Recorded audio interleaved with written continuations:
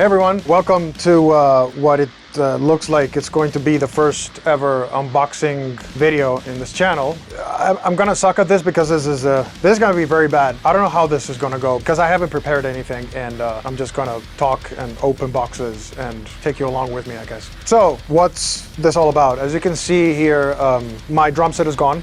I posted yesterday this post right here saying farewell to my 13-year-old drum kit from Tama. And yes, 13 years is a lot, I guess. So yeah, my acoustic drum kit is gone. And the reason why is because I have bought a new one, and that's why we're here today, right? But a little backstory before I reveal what brand or what drum kit this is. Around the same time last year, maybe end of 2023, there's this brand that announced a new, completely new, groundbreaking drum kit, and I followed, I followed the notes, I followed the news ever since they first announced it, and then they released the drum kit in the US and Japan for some reason on November, December 2023, and they said Europe is next.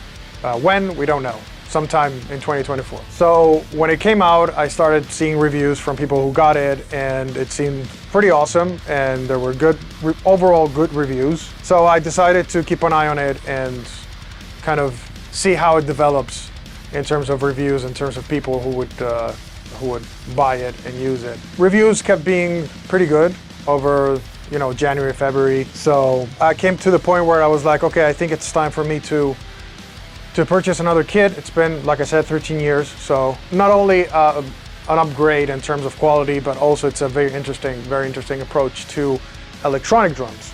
So without further ado, the brand that I'm talking about is DW, Drum Workshop, and they released their very first wireless electronic drum kit. And it's actually not just electronic, it's hybrid, because the shells are actually acoustic shells. So you can actually take the electronic part out of it and convert it into a pure 100% acoustic drum kit, so that's a plus. So this kit basically, as I said, it came out November, December, and then I kept track of it. And then they finally, July 1st comes and they announce that they are releasing the kit in Europe through a few official distributors. So I shit my pants. I was like, fucking finally. I searched for who was going to be or who is the official distributor for this kit, for this drum kit in Spain. That's where I am. So I called them up, and they actually have a drum kit, the full 5-piece electronic drum kit with the electronic cymbals and everything at the store for people to try out, right? So I book an appointment, I go there, I try it out. I already knew that I was going to buy it. I already knew the functions, I already knew what it could do and what it could not do. So I was already kind of 96% determined to buy it, right? I just went there for the sake of kind of physically seeing the drum kit and obviously playing it a little bit. And then obviously finding out how can I get my hands on one. And here we are. One thing that I wanted to talk about is, as I mentioned before, there's a 4 and a 5-piece version of the drum kit. You can buy the whole thing with the electronic cymbals as well, or you can only buy the shells. 4-piece comes with bass drum, 1 rack tom, 1 floor tom, and a snare. So that's 4. And then the 5-piece comes with 2 rack toms, right?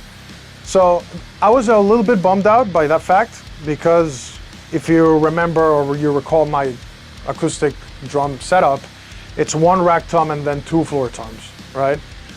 So as of today, I will have 1 less floor tom, which is gonna be odd for me. But the cool thing is that I asked him if I could purchase like a separate piece, which would be the 16-inch floor tom. He went ahead, he asked, he said, yeah, but it's gonna take like 3 months. And I'm like, fuck it.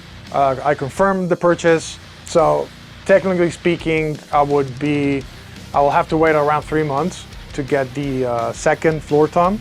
But yeah, I mean, obviously it's not a big deal or drama. Let's move forward with the unboxing. I just realized I have no knife or anything like that, so I'll have to use my keys. I am so dumb. Okay, yeah, let's do that. All right, I have to, I did change the angle a little bit so you can see the boxes. I'm pretty sure you are more interested in that than my face. So yeah, these are the two boxes.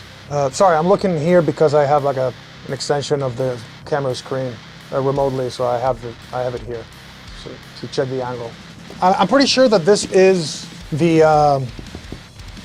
bass drum, and then here is the rest of the kit. So the rack tom, the floor tom, and then anything that has to do with the electronics. So the official name of the finish on this kit is called Candy Black Burst over Curly Maple. That is one sexy name. You'll see it now, but I chose this one. They have like 5 different finishes. Most of them are kind of simple in my opinion. There's like white, or there's like the starburst. But this one, I chose this one because it was the one that resembled most to the finish of my acoustic Tama drum kit. Because my acoustic kit was like a dark mocha fade finish. It was super awesome. It was super cool. You could barely see it in the videos because it was too dark, I suppose. But you know, once you saw it, you would appreciate it and you would fall in love with that. So according to the pictures, this finish was the closest to the finish that I had. That's why I chose it. And the second option is because, to be honest, that's the only finish that I really liked. So, all right, here we go. Moment of truth. I have no fucking idea what's inside. So, bubble wrap. More bubble wrap. Whee! Okay, so here's the interface. So this is a Roland Rubix 24. Let me put it up again a little bit. Bullshit! Okay, so first, I think this is the first tom, and it has a little thingy here attached. Looks like some sort of clamp or adapter. I don't know if you see it. And here we go, first box. Okay, moment of truth. Oh, and it actually comes with normal heads in case you want to change it, you want to convert it to an acoustic drum kit, as I said before. So it comes with, what is this? Oh, this is a Remo coated clear. Cool. There you go. Here is the first beauty. Ooh. Okay, look at this beauty right here. Oh, the finish is really good. It's really good. It's like oak kind of thing. But it's got an oaky look to it. I don't know if you guys can see. So this is the rack tom. This is the 1214. Yeah, here it is. Okay, great. What is this? Oh, okay. So this is the receiver right here. It's a little thingy right here. You see USB-C and then MIDI. This you connect it to the interface, and that's how the sound goes through. Welcome to your DW Dream Kit. Well, thank you. Welcome to the DW family. The drummer's choice since 1972. Oh, 1972. Okay, we got a machine washable cleaning cloth. Oh, look at this. This is super fucking funny. Look at the drawing there. They drew a mouse with cable. This is so 90s right now. When's the last time you saw a mouse, this regular mouse with the 3 buttons and the cable? Good days. Oh, we got a sticker with the DW 50 anniversary. So they went 50. I love stickers.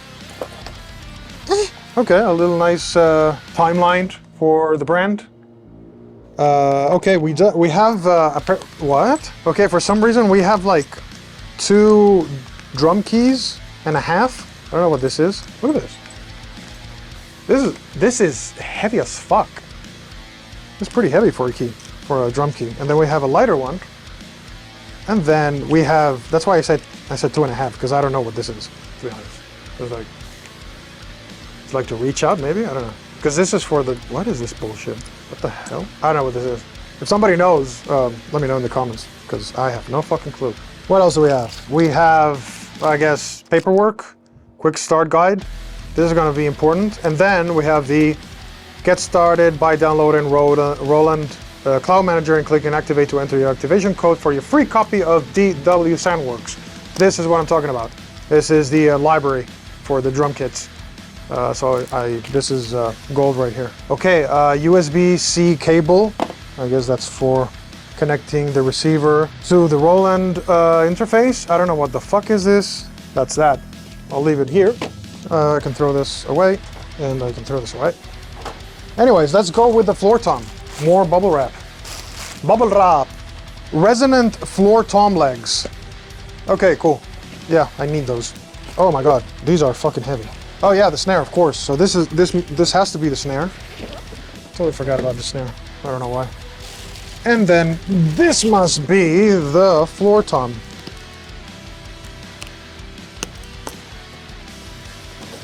Okay, more acoustic drum heads.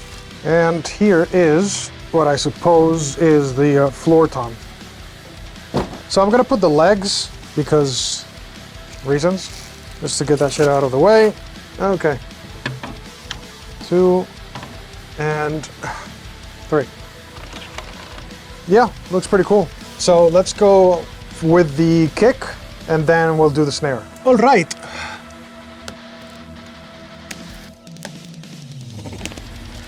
Okay, one thing I didn't say is that for some reason, the 4-piece drum kit version, the sizes are a little bit smaller. So the sizes differ if it's a 4-piece, if you buy the 4-piece, or if you buy the 5-piece. So for the 4-piece, the size of the bass drum is pretty fucking small. It's 20 by 14, and that's, for my taste, it's super small.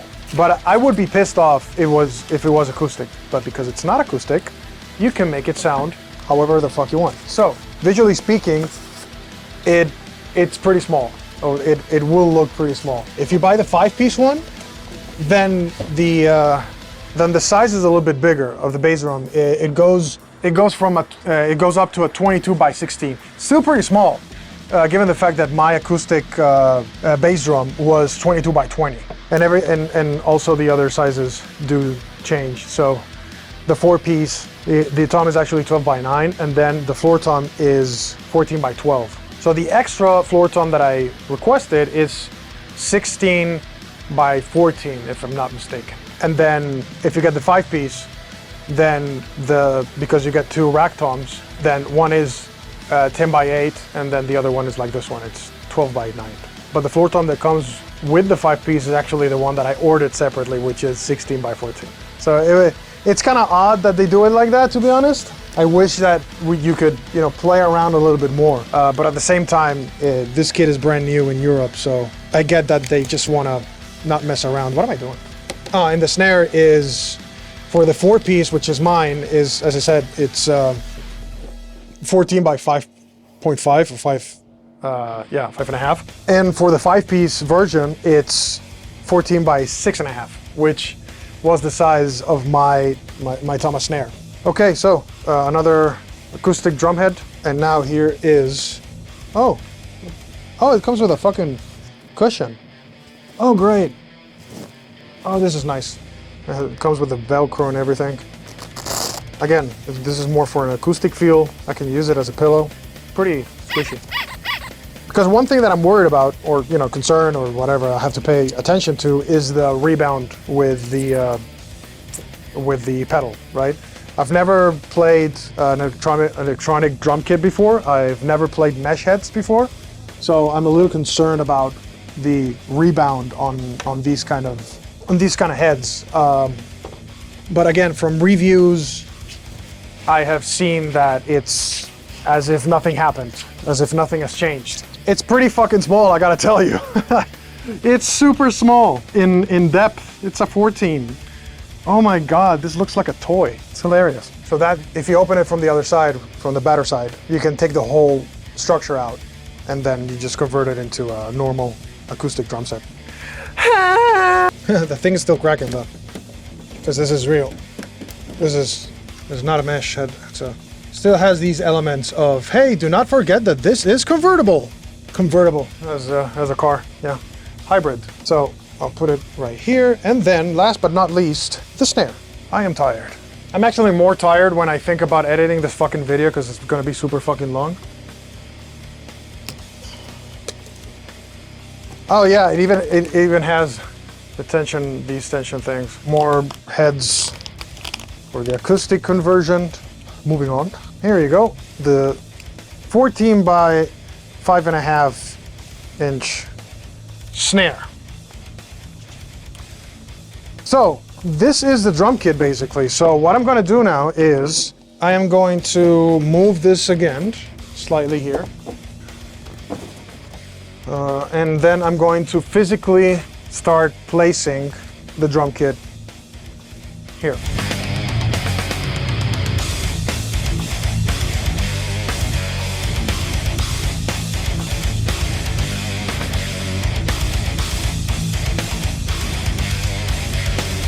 It's time to set up the electronic part of this. So I think for the sake of the video and for the sake of my mental health when it comes to edit, I'm gonna do the setup off cam, and then when everything is set up, then I'll roll back the camera and show you guys how the setup goes. Wish me luck. Let's do this. One eternity later. Here we are again. So as a full disclaimer, 2 weeks have not passed since the unpacking or unpackaging or whatever you want to call it, unboxing of the drum kit, because I've not been doing other stuff all this time. It's how this works. It's magic. So with that being said, and before we go any further, I would like to share some knowledge with you, because I have this little pamphlet or paper or whatever you want to call it. And did you know that in 1985, the first ever cable-operated remote low-boy and two-leg hi-hat stands are introduced? 1985. That's a long time ago. The more you know. So with that out of the way, let's get to it, okay? So as you see, it's assembled, it's in place. As you can see, I have a second camera here, just for you to see the kit a little bit better. And yeah, so how do we begin this? Okay, I am terrible at this, so you will have to excuse me. Also, future Will, sorry, you will have to edit the shit out of this. First off, once you set up the kit, so what do you have with the kit? As you saw before, it comes with the Rubik's 24, with the interface, Roland Rubik's 24. I don't know if you can see it. I don't want to take it out of here, but it's right here. It comes with the software, the DW software that I'm going to show you as well, the library, the Drumworks, and the program to kind of configure each shell or each piece of the kit. It comes with the receiver as well. You can see it. So the receiver as well. This is essential for this to work, because if you need a little reminder, this is completely wireless. As you can see, there are no cables anywhere. This is the cleanest I've been around a kit in my entire life. It's a little odd actually to sit down here and see no cables whatsoever. Completely wireless, that's one of the main features of this kit. So you need a receiver, and it connects to your laptop or computer or whatever through a USB-C type. Before I show you the software and how it sounds and all that, I must say that I'm currently not using the interface, the Rubik's 24, because I am kind of stupid and I forgot the adapter because it connects with a USB, and I forgot the adapter because my MacBook doesn't have, well, MacBooks generally don't have USB. But for the purposes of this video, it turns out I don't need one. So, you know, that kind of speaks to how easy this is. It's actually too easy. Obviously, if you want to, you know, for better control of the volume, because right now I have my headphones, my in-ears connected directly to the MacBook as well, right? So that's not ideal if you want to control the volume, right? Obviously, if you have an interface, it's easier for you to play around with the volume a little bit better. But again, for the sake of this video, I managed to make it work, and you'll see in a bit. So yeah, the only thing that I'm currently using right now is the receiver directly connected to the MacBook, and my in-ears are connected directly to the audio output of the MacBook. So that's it, nothing else. And it works.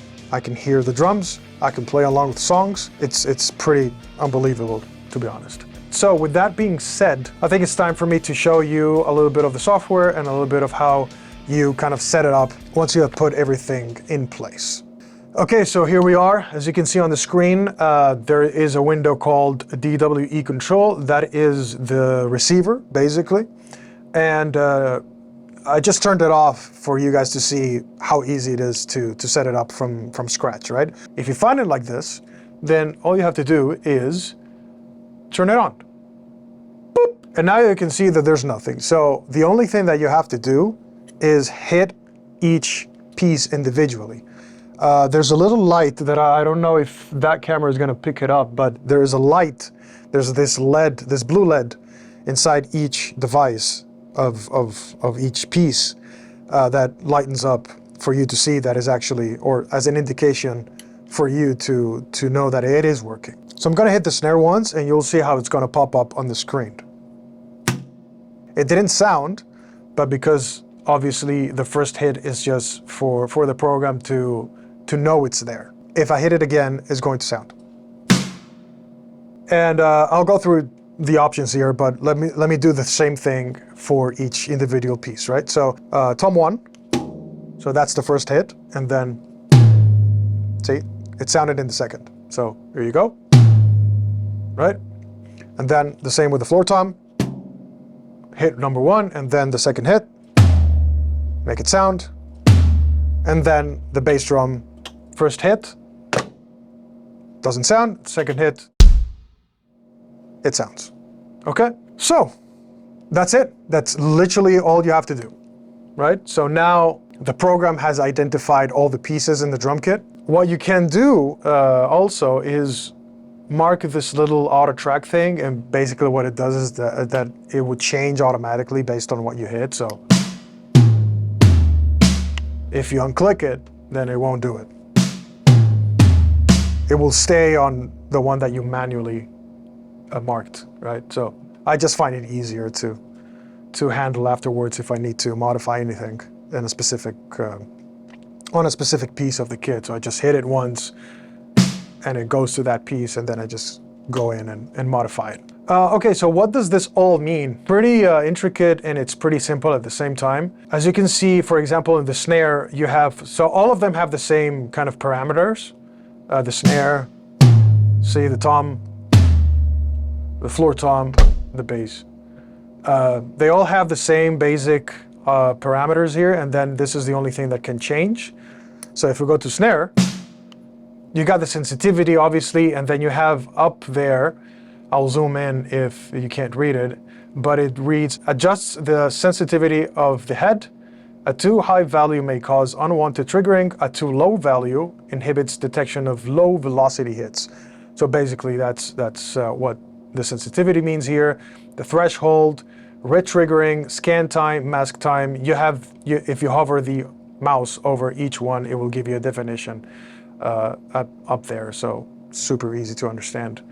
And then you got some check marks here. LED on hit, that was the thing that I was telling you before. Each time you hit it, the LED turns on. You won't see it, but it just turns on, and it's like a visual aid for you to see that it's working. But if you want to just uncheck it, feel free to uncheck it. One thing that you may have noticed is that every single time that you change a single parameter or option, it tells you to sync again. See, it's flashing sync, so you have to hit it again basically, and that's it. And then it's its way to save the changes, basically. So you got the rim zone detection, the rim shot zone detection, the X stick or the cross stick zone detection. You can actually check or uncheck these. If you don't want to trigger a rim shot, for example, ever, then you just turn it off, and it's super easy, right? So so this is a rim shot. As you can see on the screen, it's the brown lines. If I take this out, or if I uncheck this and I sync again, okay, now there won't be any rim shots. See, even if I'm hitting the rim, or if I'm doing a rim shot, you see the bars right there? The red bars are the center indicators that you're hitting the center. So see, you see what's happening, right? It's like, there's no more rim shot. That's an easy way to get rid of specific zones or specific articulations of the drum kit, right? That's super, I find it super interesting. Sync again, there you go. And we're back with rim shot zones. The rim zone, the same thing, so that's You're hitting the rim basically, that's a green indicator. And then the cross stick, that's the blue indicator. A little something that it's just a constructive feedback, if you will. It can be challenging to get a cross stick sound because it really depends on how or where you put your hand. So if you are the type of player that kind of puts their hand a little bit closer to the rim, it's not picking it up, right? And that's because of the sensors on how they are distributed inside the mechanism. It's challenging for it to pick the cross stick, or that you're doing a cross stick. So you actually have to place your hand in the middle, approximately in the middle, and then it will trigger the cross stick. So that's a little something that you have to be careful with. Hopefully they will improve that in the future with updates. I mean, this is software at the end, so you can pretty much do whatever you want. So yeah, the rim shot, the center, which is the red, the rim shot. To be honest, I'm not gonna lie, I don't know what positional sensing and throw off are, but I'm still investigating. So yeah, that's basically it for this section right here. And then here, as you can see, there's a curve. So obviously I didn't play around with this too much because I don't wanna fuck it up. But here, the dynamic range is something very interesting. So you can adjust the dynamic range for each individual section or articulation that you can get from the snare in this case. So as we saw, we got like 4 positions. So what does dynamic range mean? Dynamic range basically means that, the lower you put it, the less dynamic it's going to be in terms of hits, right? So the velocity here it goes along with this section right here that we've talked about earlier, but that's basically how precise it is, or how precise you want to make it when you hit it, right? So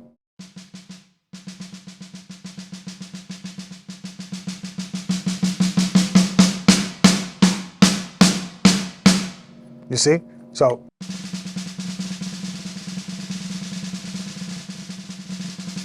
that's super precise. That's super natural and realistic, to be honest, right? That's pretty much what you can achieve with an acoustic drum set, right? So that's what the dynamic range means, because if I turn it all the way down, this is going to happen. I have to sync it again. This is going to happen with 0 dynamic range.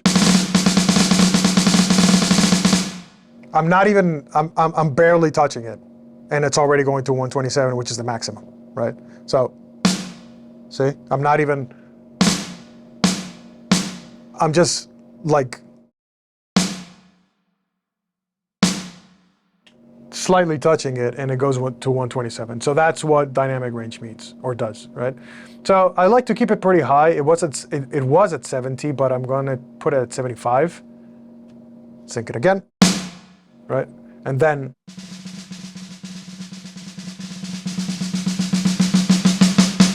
you can pretty much achieve all that natural sound or natural flow of rolls or whatever articulations you're doing in the snare and in the rest of the drum kit, right? So the same thing goes for the rim shot, and the X stick, right? And the same thing goes for all the other pieces, right? So as you can see, it's all the same, except the bass drum that you only have lead on hit. Another cool thing that this has is pitch bending. So for the tom, for example, you see right here, you have something called pitch bend. And pitch bend, if activated, this is what it does.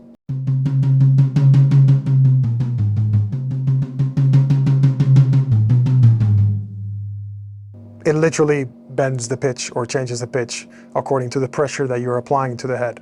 Same thing with the floor tom. It's activated, so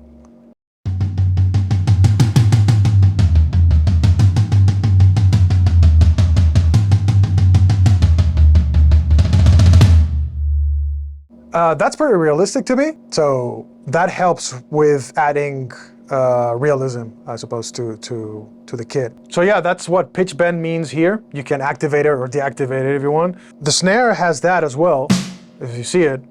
But if you activate the pitch bend, it will deactivate the cross stick for some reason.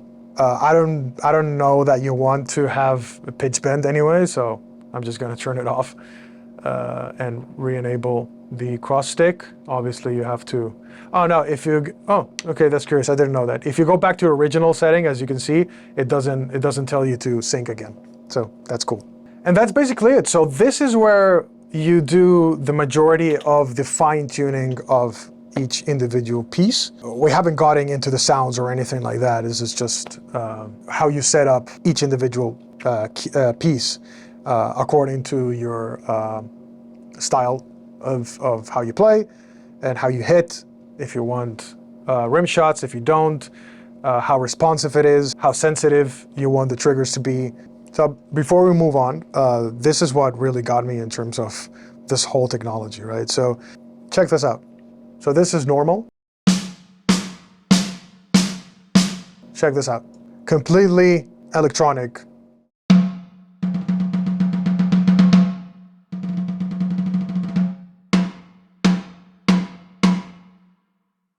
It understood somehow, I don't know, it understood that you want the wires off, and it changed the sound. And I didn't have to do anything. There's no calibration. There's no specific calibration here for this articulation, if you want to call it, or setup. It's just the same snare. It's recognizing the same zones: center, stick, cross stick, rim shot, but with the wires off, which is pretty fucking incredible. And if you turn it back on, actually you hear that. I think it's pretty fucking amazing. That thing blew my mind away, not gonna lie. Let's move on to the library that comes with this purchase, right? So if we go to, if I open Logic, here we are. I have a normal Logic session loaded with this track right here, this MIDI track. And basically I have already loaded in what I'm talking about, the library, right? So this is the library that comes with the kit. Let me load in my already modified kit. Here we are. And this is basically it. This is the other free software part that comes with the purchase. You have a serial number in the box and on the documentation to download pretty much 1, 2, 3, 4, 5, 6 packs of kits, and each one of them has several different variations. So as you can see, the 50th anniversary kit has Booth, Direct, Metal, Natural, Quick, Raw, Studio. And then, you have a bunch of other variations here, different snares and different, pieces of the kit. This just works as any other plugin, drum plugin, whether it's, Get Good Drums, Superior Drummer, all that. I mean, if you use any of those, then you know what I'm talking about. So as you can see, it's pretty generous in terms of how many options do you have. So you can basically just spend hours upon hours here finding your perfect sound or your perfect drum kit, right? The only thing that I did different for my main kit here is change the snare. So I did change the snare to this TrueCast Bronze DW snare. It's a 14" by 6.5, and it sounds something like this.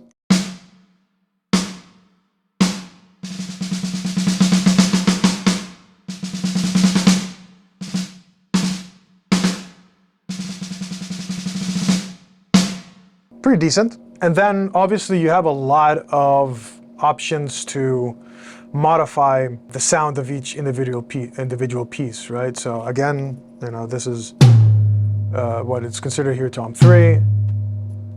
So the rest of the kit is a DW 50th anniversary, as you can see. This is the floor tom, the bass drum, and then the snare, and that's it. Each individual piece, you can mess around with the volume, the tuning, as you can see here, and then some basic mix here, the direct sound, if I solo that. and then overhead, and then the ambience, and then obviously all put together. I'm still tweaking this. Obviously, this is just for this video, so I'm still kind of looking around and trying to achieve the perfect sound. But the same with the tom and everything else, right? And then here, obviously, you have a mixer. If you want to get more advanced, you have different options here. Equalizer, you have dynamics. This is like the standard mixer that you would get in any drum plugin or in the real world. Since this is in Logic, then obviously if you have, like I said before, if you have other plugins such as Get Good Drums or Superior Drummer or anything like that, you can obviously use that instead of the library if you already have some sounds that you like or sounds that you already dialed in. The only thing that I have to have in mind though is obviously one, the mapping of each individual, because this is MIDI. So maybe you have to remap some stuff to align with your other drum plugin. You can use this through a drum module as well. If you have your own drum module and you don't want to have like an interface or anything like that, or you don't want to buy like an interface, you can still use this through your drum module. You just connect the receiver to that drum module, and then you use the sounds that you already have there. The only thing that you have to have in mind is that some features that you see here in the native DWE control may not be available in the drum module. However, what is cool about this program is that if you want to go that route, you click this little icon here, MIDI map. And here, they have been nice enough to add different models of whether it's drum modules, like the Rolands, or even Tune Track, Easy Drummer, Tune Track, Superior Drummer 3. They even have here the Invasion pack of Get Good Drums. They have been nice enough to add these mappings here. So if you change it basically to, imagine you have a Roland TD27, for example, then you just go here and that's it. And now it will pick up the MIDI map and all the features that your drum module has. I think this is a very good detail for them to add and to make our lives easier. All right, so with that being said, how about I'll just play a little bit and show you how the dynamics work in a live situation, let's say, or in a playing situation. So I'm gonna play to a song. I'm not going to put the song here in the video. I'm just gonna leave the sound of the drum so you can appreciate the little detail that you can achieve, like especially the snare with the ghost notes and all that, right? So I'm gonna go and do that, and we'll see you after that.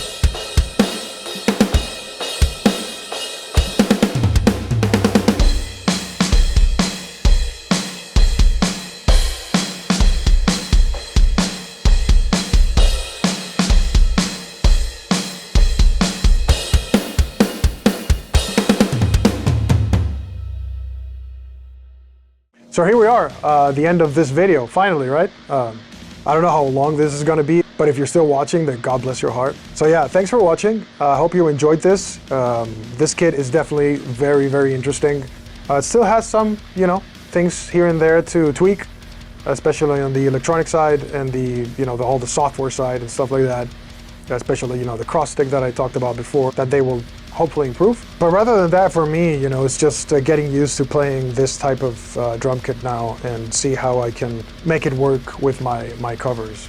So yeah, I'll be waiting for my second floor tom anxiously, patiently, but anxiously, because I feel like I'm not complete. So I'm looking forward to using this kit in my future drum covers or multi-instrument covers or covers in general. So, and who knows, original music maybe someday. I keep telling myself that.